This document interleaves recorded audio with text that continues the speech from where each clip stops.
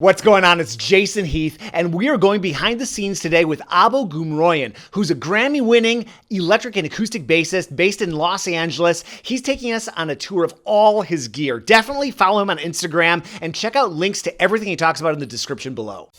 Hi everybody, how are you doing today? My name is Abo Gumroyan. I'm here at my home studio here in Pasadena, California.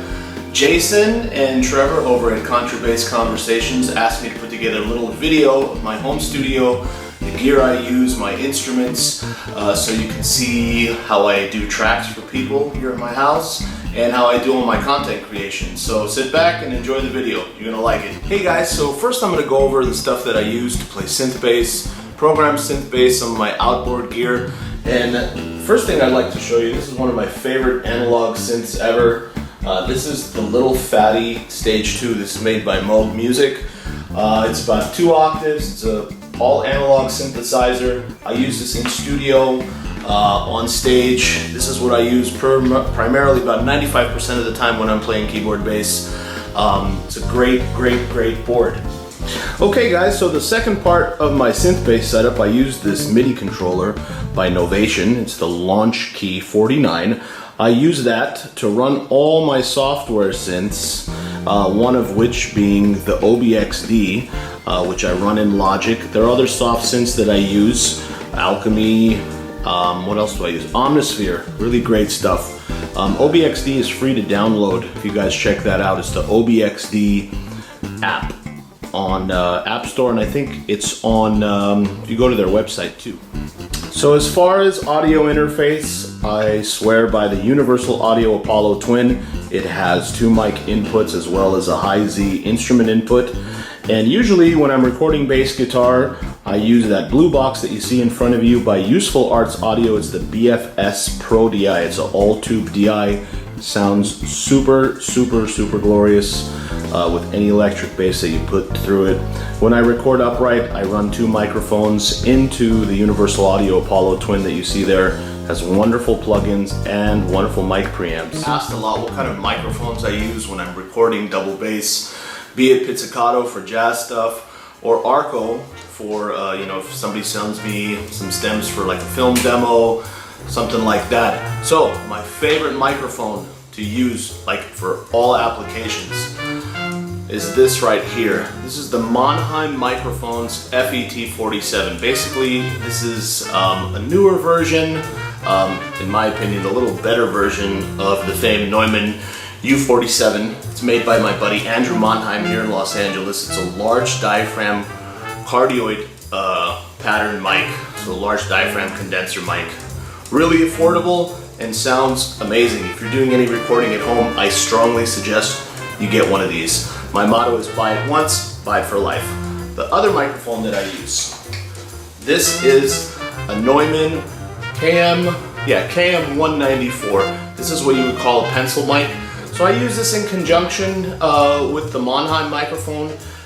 When I'm recording like pizzicato stuff, I usually point this at the end of the fingerboard, gets that attack from the right hand. And it's also a great room mic too if you're doing any arco stuff. Also a good microphone to have in your... Alright, now let's get into some of my instruments. So my pride and joy, my main workhorse is this wonderful double bass built by Tom Martin and George Martin in 2009. It's their flagship model. It's kind of their model based on the Ponormo and Kennedy double basses, the old masters, English masters. I have a Pat McCarthy low C extension on there, and that's his tunable model, so you can tune all the capos except for the E, and the open C has a capo, so if you want to fiddle with strings, you know, they all intonate differently, and you can tune the capos, and you know, when you pick a string you like, stays in tune. This bass is, man, I have no words to describe it. It's super powerful.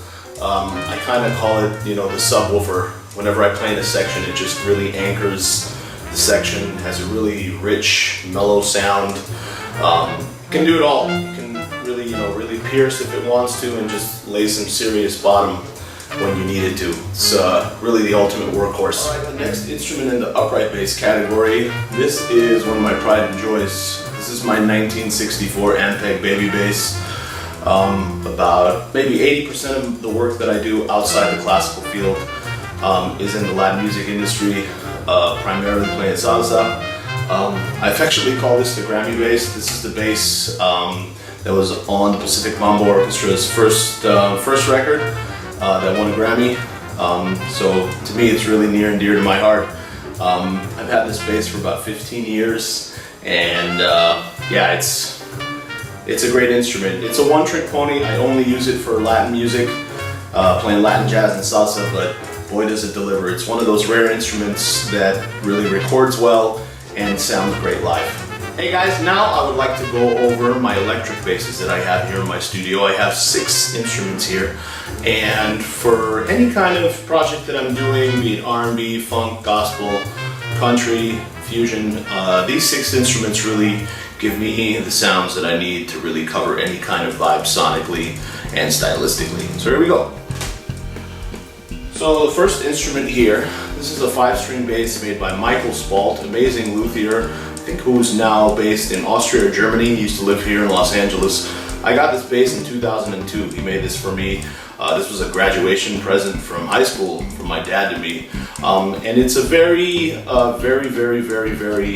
amazing, versatile instrument. It can really do so many sounds from the pickup configuration. It's definitely on the modern side sonically, but you know, if you play with the pickups, play with the EQ, you can really get any sound you want. This is one of my favorite basses to record with. Really covers so many bags, and I love it.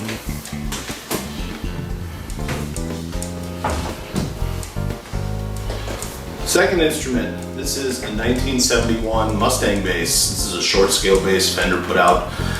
They don't make, actually no, I'm sorry, they do make it. There was a time they weren't making these anymore. The new ones that have just come out are really good. This is from 1971, so that short scale really gives it a plump, almost, you know, tubby sound, and by itself doesn't sound that great, but in a track, for some reason, it just sits really well in the mix. I have ancient flat wound strings on this, and they're like super dead, but boy does it sound really good when you record with it.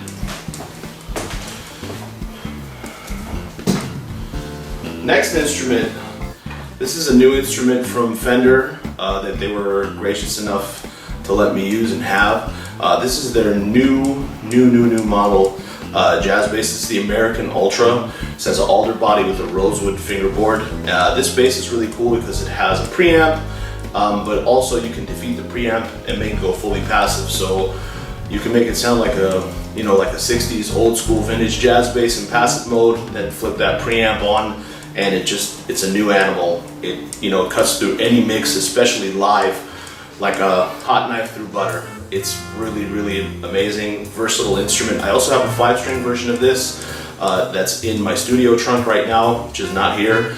Another amazing instrument, check them out. This is the Fender American Ultra Jazz Bass.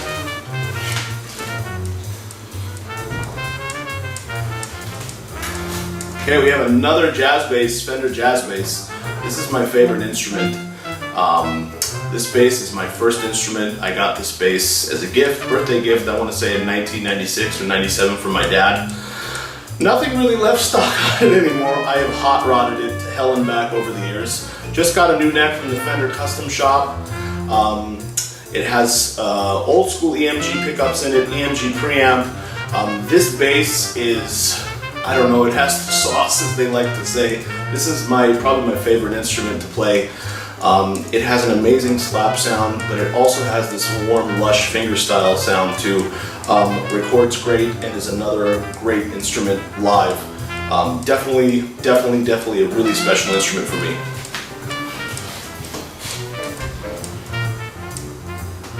All right, next instrument.